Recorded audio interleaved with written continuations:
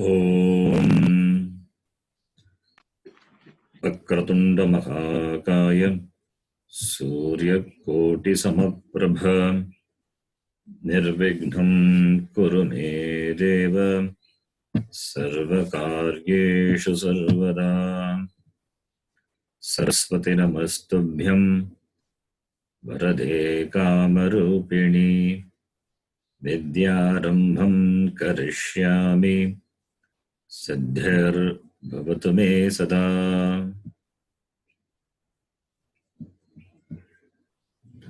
Okay, you can repeat now. I will say you can repeat after me.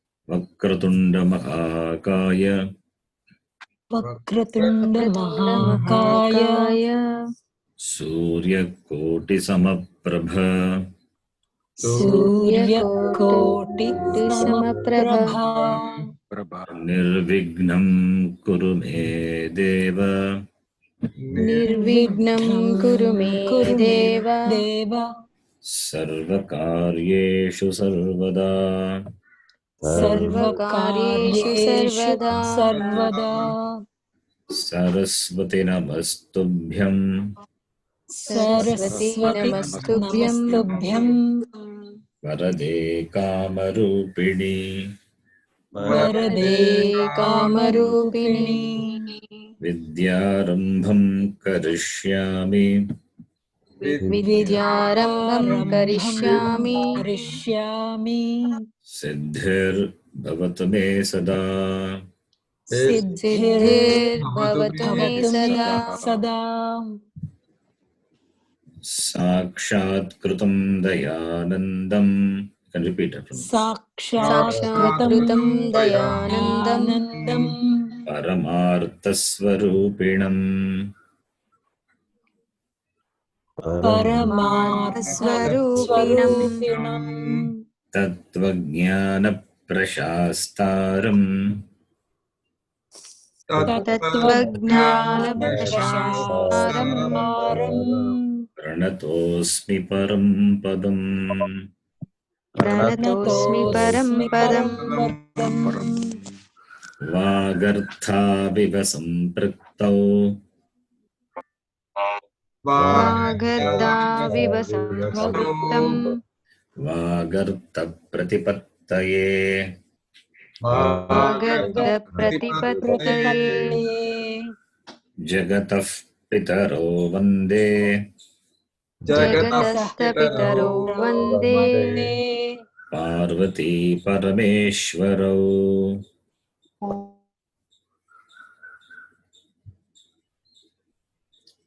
Parvati Parameshwarau Parvati Param.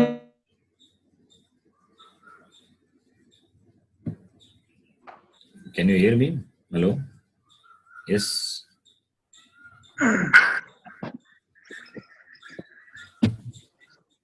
Yeah. Okay.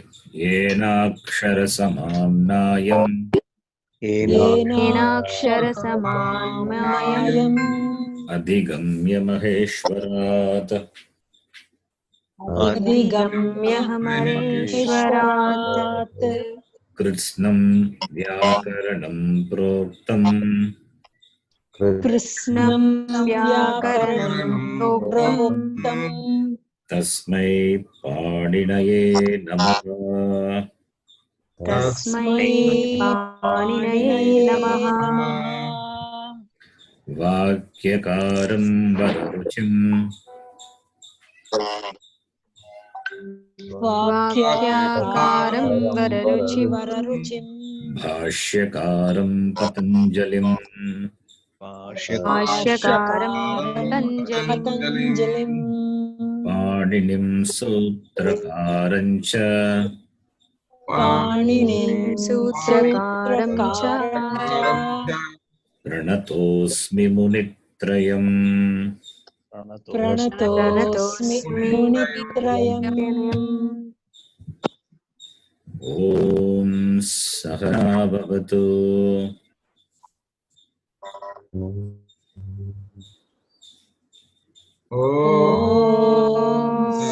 सहनावतु Sahanau bhunaktu. सहनौ भुनक्तु Sahaviryam karavavahai. Sahave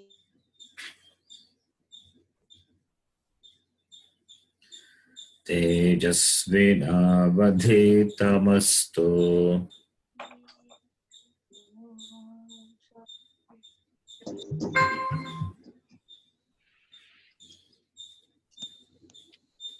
Can you hear me?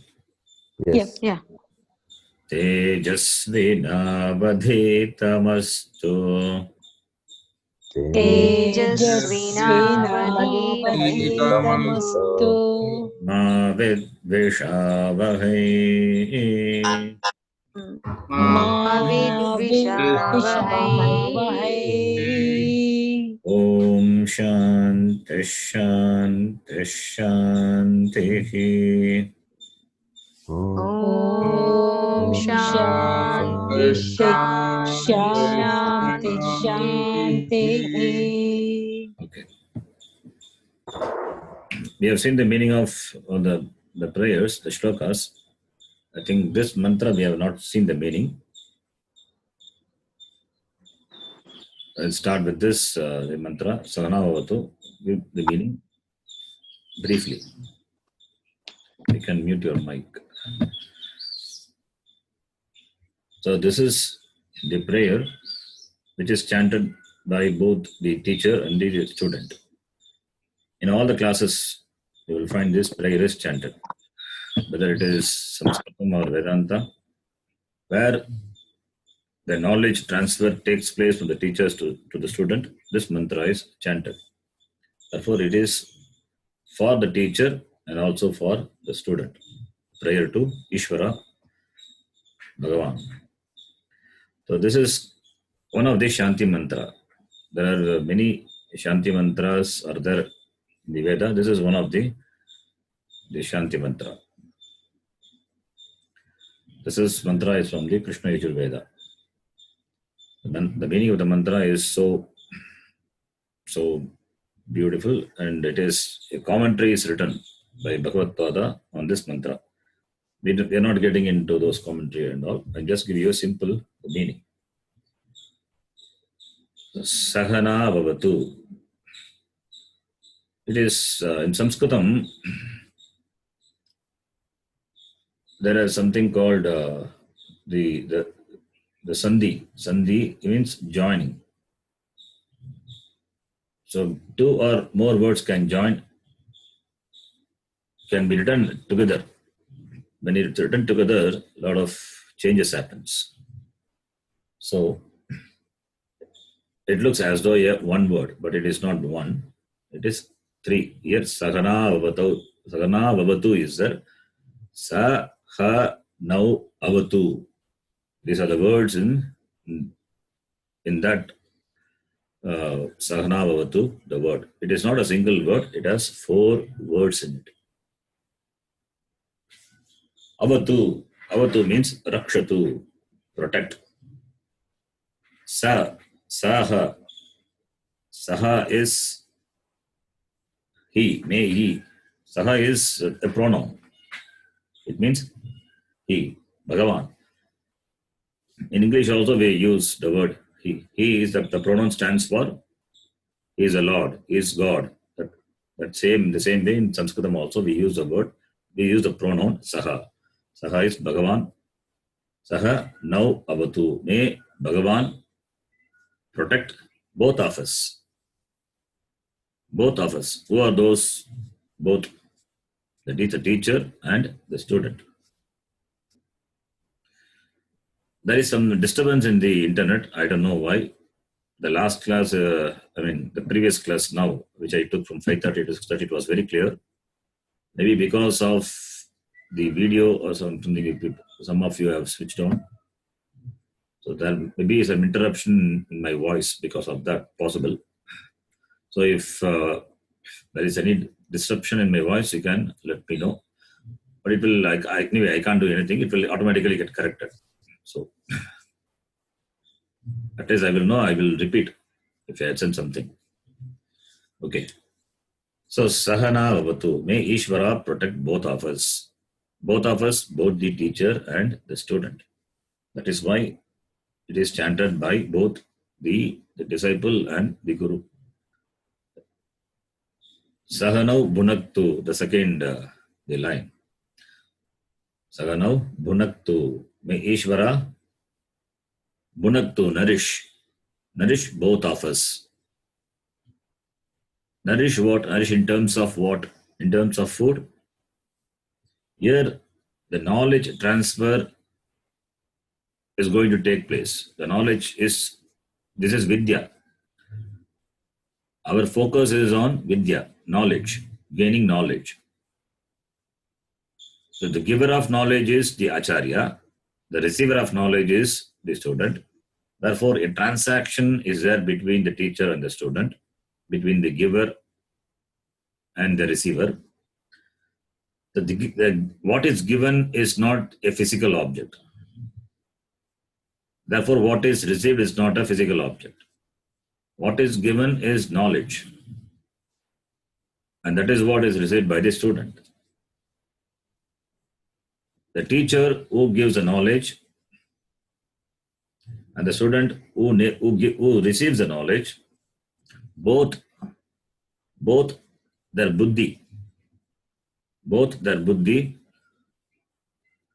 should be intact. Both their buddhi should be well nourished. The teacher's buddhi also, because the teacher has to communicate, he has to transfer, he has to effectively do the job of teaching, communicating. Therefore, teacher's buddhi also should be well nourished.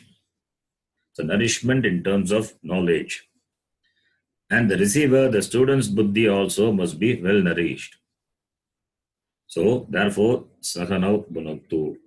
For this nourishment of the buddhi of the teacher and the student,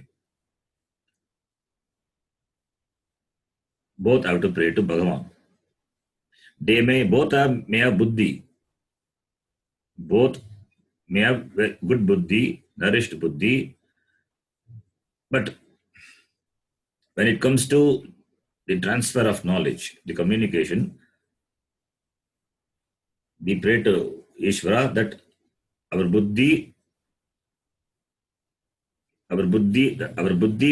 may nourish. This may Ishvara nourish both of us in terms of knowledge, so that the teacher can communicate his knowledge effectively to the student whose buddhi is also well nourished. So Saganau Bhunaktu. The teacher must definitely, the teacher's buddhi will be nourished because he knows, and the student's buddhi also must be nourished because he is ready to receive the knowledge. He has come to the teacher and asking for knowledge. Therefore, both are prepared. But still, there may be some obstacles. So that obstacles should go away.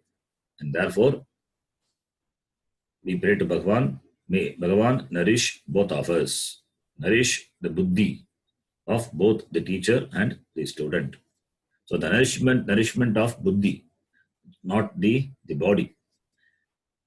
Body is not talked about, buddhi is talked about.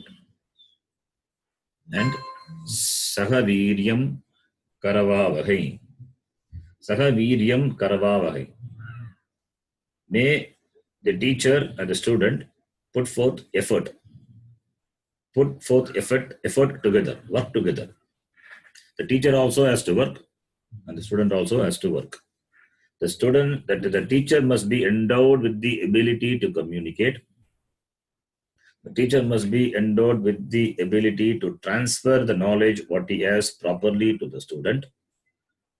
So a lot of factors is there in transferring the knowledge. The words should be available for him, and his thinking also should be line. It should not go here and there when he teaches a particular topic.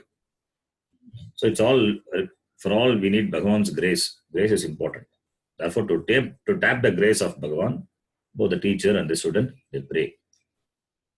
And may the student be endowed with the power of grasping. When the teacher teaches, the student should be able to acknowledge, should be able to assimilate, to receive, assimilate the teaching. Therefore, student buddhi, the student also, may the student also be endowed with the power of grasping and understanding. So, saha viryam karavavahai. This is the effort. This is the effort on the part of the teacher as well as the student. Saha viryam karavavahai. May both of us put forth the effort together. Tejasvina vadhitamastu. Adhitam, what is studied. Let us understand what we study. Let us understand what we study very clearly. That let there not be any ambiguity. Let us gain clear knowledge. Let there be clear transfer of knowledge between the teacher and the student. Ma vit vishavahai. And in the process, let there be no misunderstanding. Let there be no misunderstanding between the teacher and the student. Because it is possible. The misunderstanding between the teacher and the student is possible. And particularly in a Gurukula Vasa, it is possible. So therefore, that we offer our prayer to Bhagavan. Ma vit vishavahai. Let us not hate. Let us not dislike each other. Maybe not mutually dislike each other. Let there be total understanding between us so that I receive knowledge and the student. So that the student, as a student, I receive knowledge, and as a teacher, I give knowledge. So this is the simple meaning of this prayer. Important prayer to be chanted before every class. And finally we say Om Shanti Shanti Shanti. 3 times we say Shanti. Shanti is praying to Bhagavan to remove all the obstacles, pratibandha. The obstacles can be of 3 types. Adhyatmika, Adibhautika, Adidevika. The obstacles could be from myself. From myself means from the students. From the student could be an obstacle for himself to learn. His focus may not be there in the class, or his mind is disturbed with something, what had happened. So therefore, you need the grace of yourself to be present mentally in the class. Physical presence is one thing, and mentally you have to be present. So obstacles of yourself should not become an entrance to gain the knowledge. That is called Adhyatmika Shanti. For that, for our own obstacles, born of our thinking, born of our worries, our anxiety. So we have to keep away all those things when we are in the class. So Adhyatmika Shanti. One Shanti is for that. Another Shanti, Adi Bhautika, another Shanti for Adi Devika. There could be a disturbance in your surrounding. That also you cannot avoid. For example, there may be a dog barking near your house. So that becomes an obstacle for your learning, for listening. That is an obstacle. So towards that, we have only a limited control. The obstacles are, suppose there is a meeting going on around your house and there is a loudspeaker, is there. So that also is an obstacle for you to listen to the class. Over those obstacles, you have only limited control. Therefore, to ward off those obstacles also, one more Shanti, Om Shantihi. Another Shanti is called Adi Devika Shanti. That is the obstacles which are born from Deva. Deva is the natural things, natural calamities. If there is rain, or if there is any physical, any disaster like rain or something that over which we don't have any control at all. Yeah, Adi Devika, only Bhagavan has control. So Adi Devika control, over Adi Devika we don't have control. over the factors which over which we don't have control. They are called Adi Devika. They are under the control of the Bhagavan. So over flood, we don't have control. If it is rains heavily, we don't have control.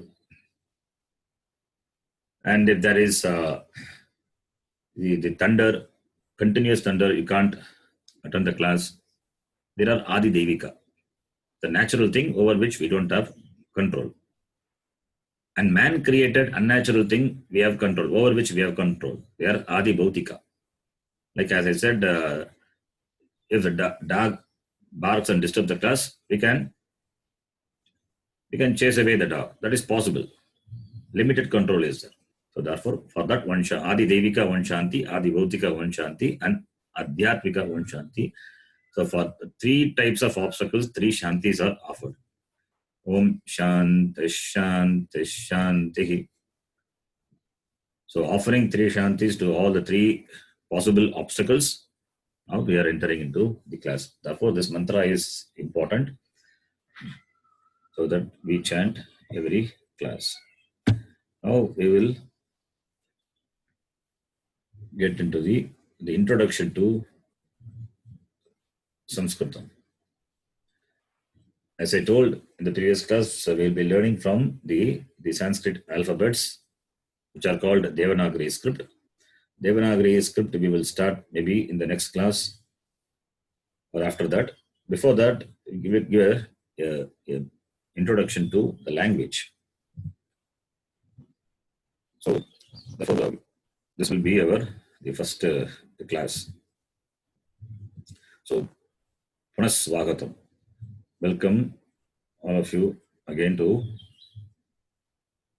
our first class of Samskrtam. Samskrtam. It is Samskrtam. It is the language is considered to be the one of the old and classical languages spoken by the people of this Bharata Varsha. The people of Bharata, they spoke this language. It was a native language. And it was prevalent in the form of different dialect. The language was prevalent in the form of different dialect. And therefore, it was to some extent different from the present Samskrtam, present language. They call it as Vedic Sanskrit. In fact, each Veda, all the four Veda, each Veda has its own book of grammar. So the grammar also differs. There are different grammars available. For each Veda, there is a different book of grammar. For certain grammatical knowledge, we have to refer only that book. And this Samskrtam, the language, once it was a spoken language. Our forefathers were speaking this language. Over a period of time, we have lost connection with the language as well as the culture. And it is high time that we have to establish connection again.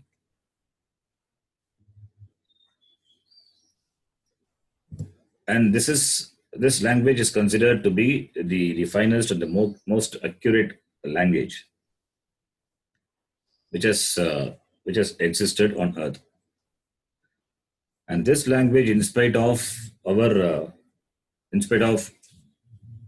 continuous attack of the foreign invasion, the language it survived.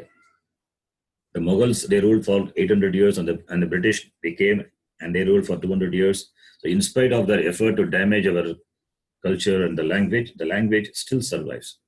Therefore, it is amazing, and thanks to the initiative of some great people, the language still survives, and again it's coming back to its same pristine glory.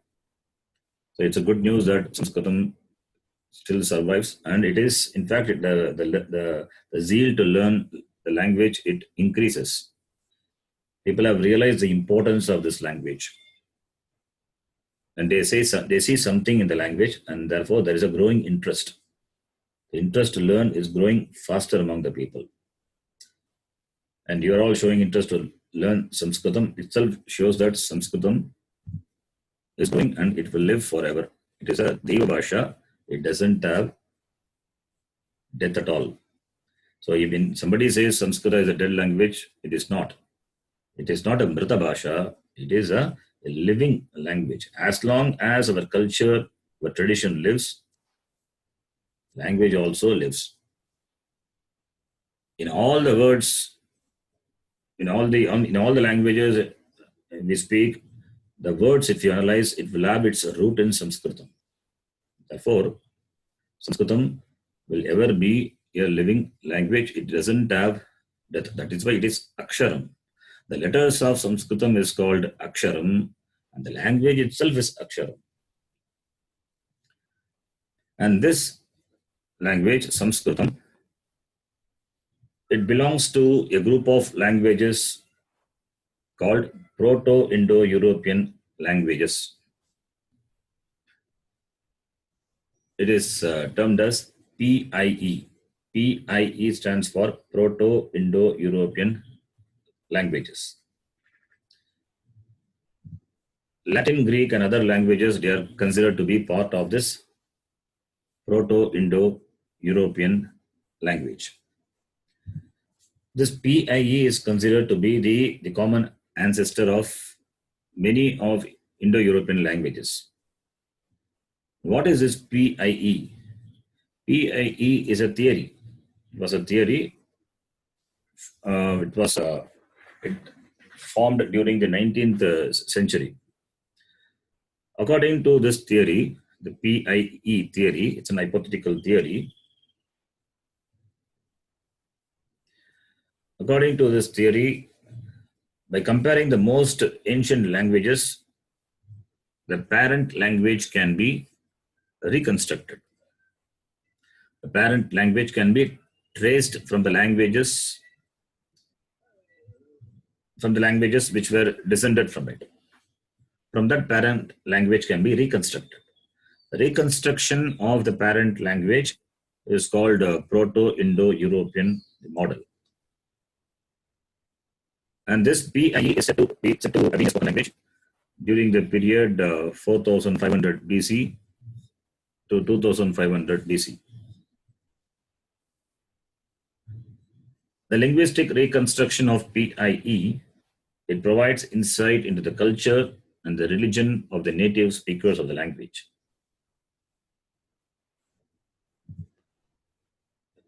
And when the native speakers of the language, when they become isolated due to migrations, then it diverged into ancient and modern Indo-European languages.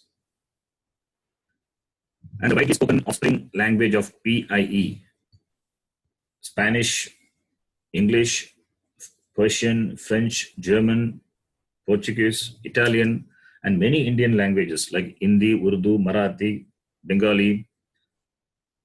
So they are considered to be the offsprings of the PIE. So it shows that Samskrtam is the mother of many Indian as well as European languages. And William Jones, a British philologist, was already familiar with Greek and Latin. When he studied Samskrtam, he said, Samskrtam is more perfect than Greek and more copious than Latin and more refined than either. So it shows how Samskrtam is well formed. And we use the word Sanskrit. So far I have not used. Generally it is used Sanskrit. As I said before in the previous class, Sanskrit is not the right word. There is nothing wrong with the word, but it is an English word. You can use the word Samskrtam. Samskrtam is the right word. So therefore, from this class onwards, we will use the word Samskrtam, not Sanskrit. So So therefore, our first learning is to address a language as Samskrtam. That is our first learning. And when you write Samskrtam, you can see that a dot is there below M and dot is there below R. So it is the diacritical mark. Samskrtam, when you write SAMSKRTAM with the diacritical marks.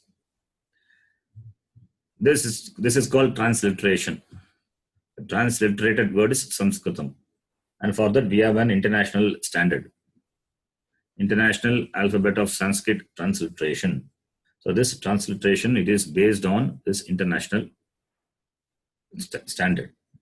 And this standard, it was formed in the year 2001. In the year 2001, another international standard for this romanization, it was formed. It is ISO 15919. That is transliteration of Devanagari and related Indic scripts into Latin characters. It was published, which uses diacritical marks. The diacritical marks, you can map the consonants and vowels in Brahmi script to Latin script. Brahmi script is considered to be the older script than Devanagari. Samskrtam uses Devanagari, and Brahmi script was older than Devanagari. Samskrtam uses Devanagari script. Not only Samskrtam, many Indian languages, they uses Devanagari script. Devanagari script, it represents the sound in the form of vowels and consonants and their combinations. Combination of vowels and the consonants. So in the beginning, we will take the support of the transliteration when we learn Devanagari script, and slowly we will drop the transliteration. After that, only Devanagari script.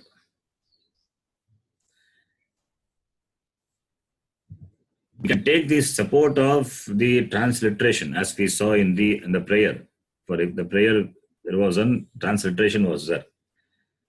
But after some time, after a few classes, after we learn Devanagari script, we have to drop the transliteration because we should learn the language in the script of the language. The language has to be learned through Devanagari. So therefore, after some time, we will avoid mapping Devanagari script into any of our native language script. See, Samskrtam can be mapped into our native language also. Any Indian language can be mapped. For example, Vishnu Sahasranamam is there. It can be read in Devanagari script. It can be read in your native script also. It can be read in Tamil or Telugu. But it is better to read in Devanagari. If you take the support of other language, your native language, there may be problem.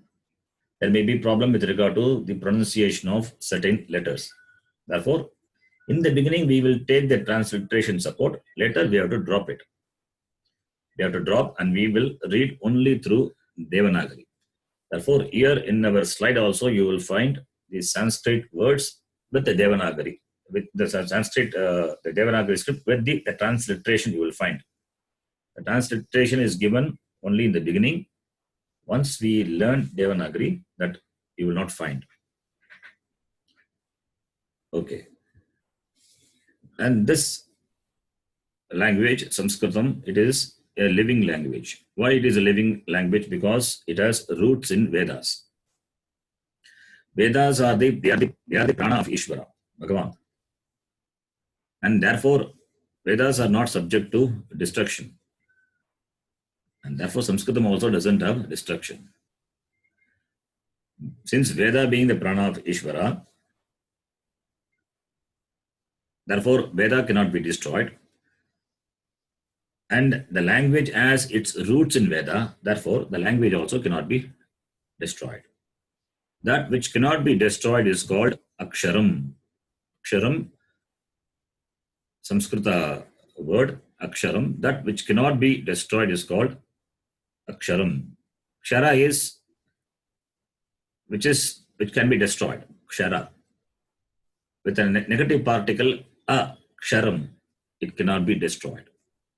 The letters of the language are called Aksharam, it cannot be destroyed as the Vedas.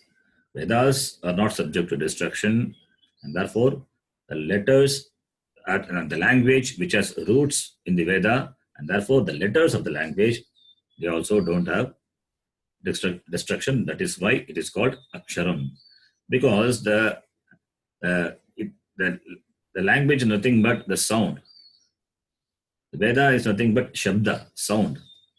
But as sound, it doesn't have destruction. Therefore, the words, the letters, which are nothing but the sound is the sound is represented in Devanagari script, and the corresponding sound to the script, it doesn't have destruction. Aksharam, na ksharati. It cannot be destroyed. The letters of the language are called aksharam. The letters of the language doesn't have destruction. It means the letters are nothing but the sound. The sound, it is there in nature and it is there in the Veda. Therefore, it doesn't have destruction. Therefore, since Samskritam has roots in Veda in the form of the sound, therefore, it cannot be destroyed. It doesn't have destruction. As I said, Akshara means that which cannot be destroyed. And this language, it is a living language. Why? Because it is still spoken in some parts of India. It is still spoken, it is still taught, it is still available for communication in some parts of India. And the language is considered to be the second official language of Jharkhand. And more than that, if you want to the study Upanishads, Gita, and Brahma Sutra, all these Vedantic texts, you must know Samskrtam. And the people who study all these texts, they know Samskrtam, and it is taught in Samskrtam. Sometimes it is taught in Samskrtam. There are people who teach us in Samskrtam, all these texts. Therefore, you can know the importance of the Samskrtam. When you know Samskrtam, then you can understand Gita. Then you can understand Upanishads, Vedanta. In addition to all this, in addition to the Upanishads, Gita, Brahma Sutra, you can study any Purana, Ramayana, Mahabharata, or any text, even shlokas, what you chant. You can understand the meaning. You will appreciate the meaning when you know the language. Therefore, Samskrtam is important. And if you don't know Samskrtam, then you'll be totally handicapped if you don't know Samskrtam. Because when you know the language, when you read, you will appreciate the meaning.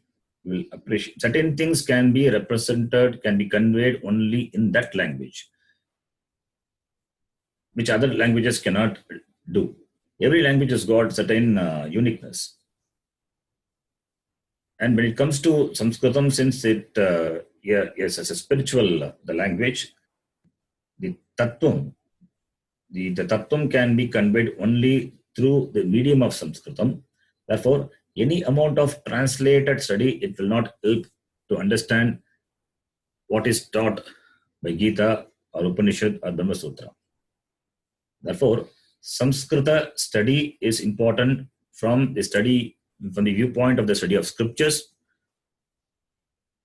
and also it is important from the viewpoint of understanding our culture, our tradition. Therefore, we can decide whether it is worth studying Samskrtam. And some people say Samskrtam is difficult. It is not. The language is difficult. It is our mindset that makes the language difficult. So anything what we learn in the beginning, it will be difficult. But once you study, once you start studying and put forth your effort continuously, then you will learn and enjoy the language. When you understand, when you can go into the etymology of the word, then you will appreciate and your interest for study will grow. In the beginning, as I said, you may find it difficult, but we should not give up. We should not be aramba shuraha. So our effort should be a continuous effort. So therefore, So we will start studying the language with the same dedication as we continued, and as the same dedication as we start our class today. So with the same zeal, we will continue our study of Samskrtam throughout. As I said, I don't have any plan of how many classes it will be. It will go on because there are a lot of things to be studied. First the language, and then the grammar is there, and kavyas are there. So there is no end to the study of Samskrtam. We will learn as much as possible. Okay.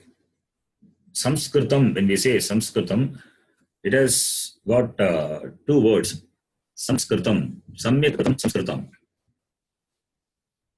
Sam and Sams is there and Kritam is there.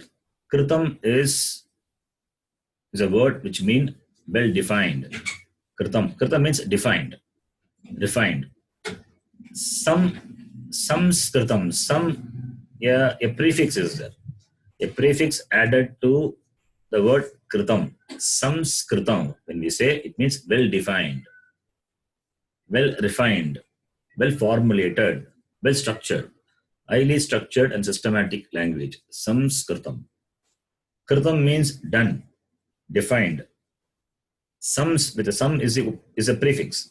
When you add prefix to the word krita, it becomes Samskrita. It means a well perfected language. Samskrtam. That is why Samskrtam is called Deva Bhasha.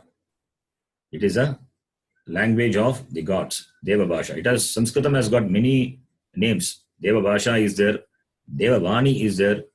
Surabharati, Bharati, Amara Bharati, Amaravani, Girvani, Devavani. All these are the names of the language. Samskrtam. Samskrtam nama devi vak anvakhyata magarshibhi. The great poet Dandin, he says, Samskrtam nama devi vak. It is the language of the gods, spoken by the gods. Magarshibhi. So therefore, Samskrtam means Samyak Kritam Samskrtam, cultured, refined language. So it is one of the oldest and the most systematic language. That is why it is Samskrtam.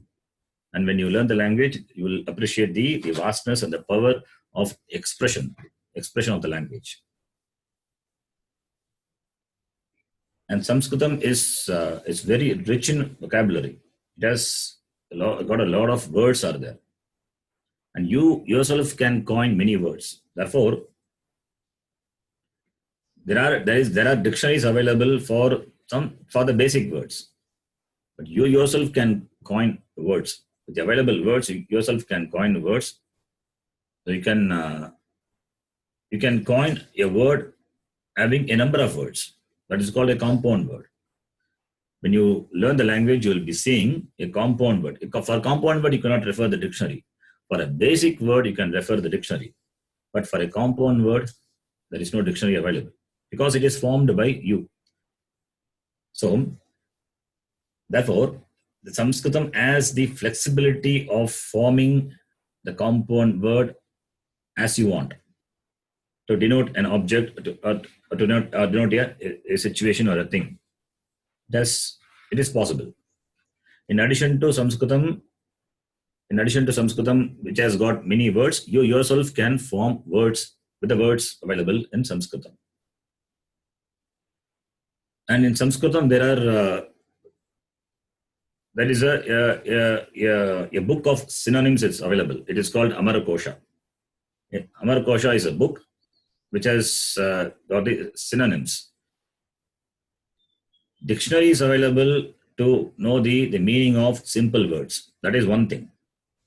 And a book of synonyms is available that is called Amara Kosha. There you will find a lot of words for a single word. For example, the word for water, Jalam, is there. There are 67 equivalent words for water. Similarly, Vrishti means rain. there are 250 words are there for rain. All these words, the synonyms, they are given in the form of a poem. That text is called Amarakosha. So we will be studying Amarakosha. If not in detail, at least some part we will learn. So therefore, Samskrtam has got a rich vocabulary. It has got a rich vocabulary, and with the available vocabulary, you yourself can form your sentence, your words. You can coin your words. Therefore, in Samskrtam, for all the modern names, scientific equipments, or any invention, we can coin a word. We can coin a equivalent word in Samskrtam. That flexibility the language has. And as I said, the many modern languages can be traced back to the Samskrtam, the words of the Samskrtam. Many words in the modern languages can be traced back to the words of the Samskrtam. You can see a few words I'm giving here as an example. Samskrita words and the English equivalent words.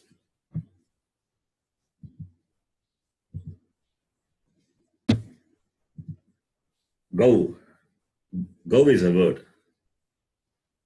And the equivalent word in English is cow. In fact, the go in Samskritam, it has become cow in English. It is go becomes cow. Similarly, the word sarpa. Sarpa has become snake or serpent. Serpent in English. The meaning is same. Sarpa is serpent, snake. Go is cow. And danta. Danta is teeth. That becomes dental. Dental in Samskritam, in English. The word danta of Samskritam has become dental in English. And pancha. Pancha means 5. That becomes 5 in English. Tat. Tat. Samskrita word is tat. The English word is that. Tat. That. Sama. Sama is equal, similar. That the equivalent English word is similar. Sapta. Sapta is 7. And similarly, Ashta. Ashta becomes 8 in English. Nava. Nava is 9. And Yauvana. The word Yauvana becomes juvenile. This is only a few words, but there are a lot of words are there. A lot of words in Samskritam. It can be traced to a lot of words in other language can be traced to the Samskritam words. Therefore, you can see the Samskritam as the mother of all languages. Not only English, there are many words in other languages which has its root in Samskritam. That is why Samskritam is considered to be the mother of all the languages. And the letter of the language. The letter of the language is called Varna. The letter of the language is called Varna. Varna has got different meaning. Varna means color also is there. Varnashrama we say. Varna means color. Varna can mean other, it can have other meanings also. But here it means letter. Varnaha, that is in our, we are going to study the Devanagari script.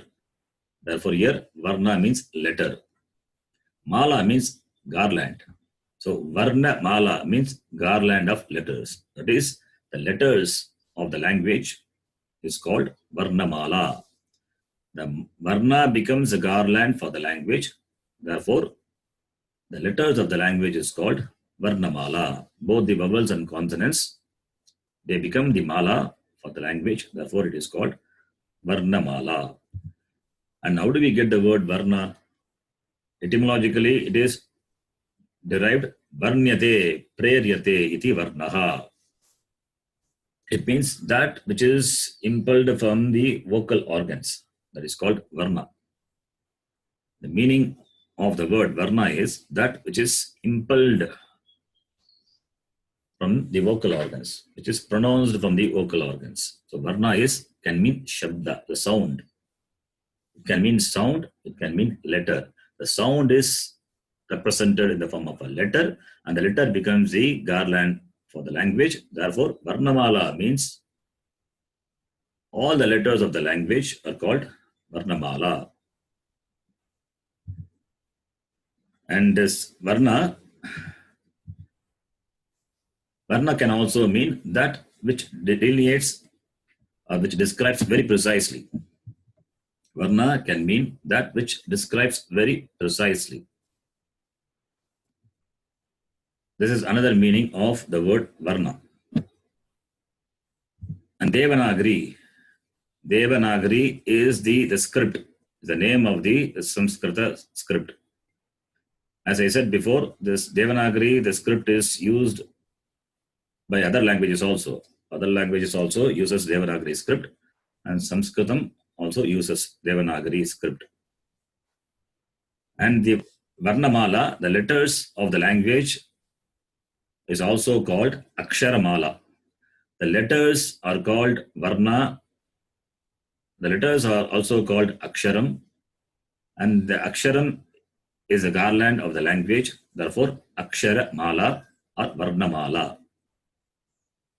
Aksharamala or Varnamala means the same thing, the letters of the language, which is Devanagari.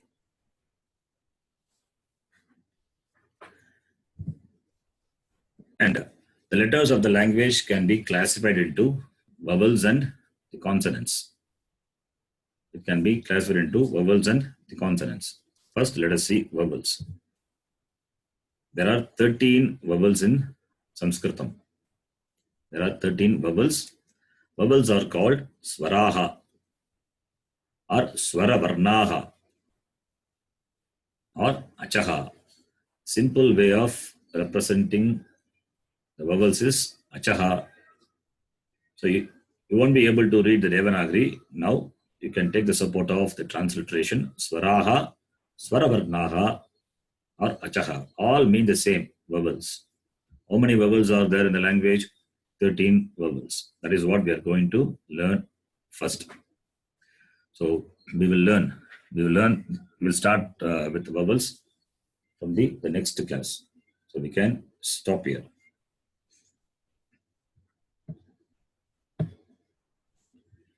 If you have any doubts, you can ask. So we can stop with the Shanti Pata.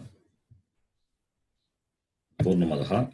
If you can ask me after the class.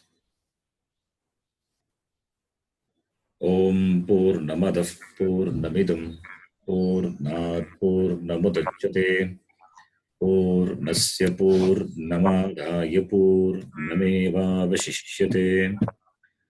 Om Shanti Shanti Shanti. Harihi Om Shri Gurubhyo Namaha. Harihi Om.